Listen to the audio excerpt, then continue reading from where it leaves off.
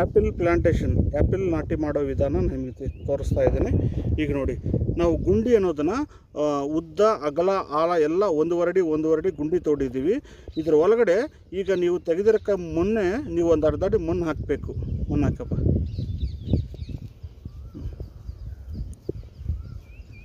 ಹಾಂ, ಒಂದು ಅರ್ಧ ಅಡಿ ಮಣ್ಣು ಹಾಕಿದ್ದು, ಮಣ್ಣು ಮುಚ್ಚಿದ್ವಿ. ತಿರುಗಿ ಗೊಬ್ಬರ ಹಾಕಬೇಕು ನೋಡಿ. ಈಗ ನೋಡಿ, ಕೆಳಗಡೆ ಅನ್ನೋದನ್ನು ಒಂದು ಅರ್ಧ kg ಇಲ್ಲಾಂದರೆ 1 kg ಗೊಬ್ಬರ ಹಾಕಬೇಕು ನೋಡಿ.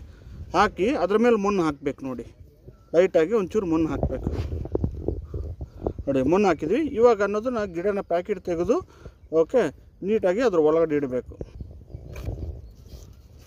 ನೋಡಿ. ಪ್ಯಾಕೆಟ್ ತೆಗಿತಾ ಇದ್ವಿ, ಈ ರೀತಿ ಪ್ಯಾಕೆಟ್ ತೆಗಿಬೇಕು ನೋಡಿ.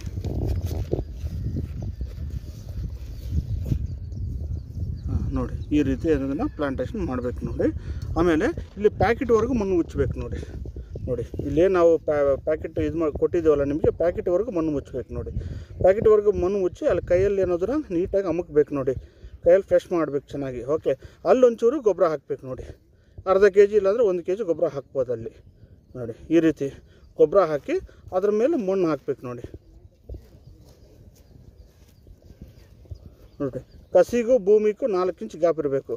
ಈಗ ಕಾಲಲ್ಲಿ ತೊಳಿಬೇಕು ನೀಟಾಗಿ ನೋಡಿ. ಈ ರೀತಿ ನೀಟಾಗಿ ತೊಳಿತಾ ಇದ್ವು ನೋಡಿ. ಕಸಿ ಅನ್ನೋದನ್ನು ಮೇಲಿರಬೇಕು, 4 ಇಂಚ್ ಮೇಲಿರಬೇಕು. ಭೂಮಿಗೆ ಮತ್ತು ಕಸಿಗೂ 4 ಇಂಚ್ ಮೇಲಿರಬೇಕು. ಈ ರೀತಿ ನೀವು ನಾಟಿ ಮಾಡಿದ್ದ ಆದಮೇಲೆ ಇದೇ ರೀತಿ ಕಾಲಲ್ಲಿ 2 ದಿನಕ್ಕೊಂದ್ಸಲ ಇದೇ ರೀತಿ ಕಾಲಲ್ಲಿ ತೊಳಿಬೇಕು. ಯಾಕಂದರೆ ಗುಂಡಿ ತೊಡಿರ್ತಾರೆ, ಲೂಸ್ ಆಗಿರ್ತದೆ ಮಣ್ಣು.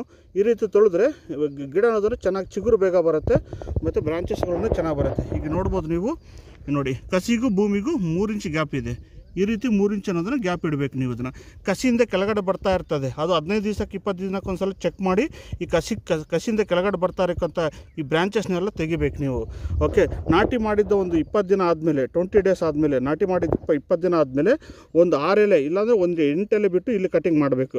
ಇಲ್ಲಿ ಕಟಿಂಗ್ ಮಾಡಿದ್ರೆ ಇಲ್ಲಿಂದ ಒಂದು 4-5 ಬ್ರಾಂಚಸ್ ಬರುತ್ತೆ. 4-5 ಬ್ರಾಂಚಸ್ ಬಂದಮೇಲೆ ಅದು 1.5 ಅಡಿ ಬಂದಮೇಲೆ ಅದನ್ನು ಅರ್ಧ ಅಡಿ ಕಟಿಂಗ್ ಮಾಡಬೇಕು. ಈ ರೀತಿ ಕಟಿಂಗ್ ಮಾಡಬೇಕು. ಸರಿನಾ? ಈ ರೀತಿ ಪ್ಲಾಂಟೇಷನ್ ಮಾಡ್ಕೋಬೇಕು.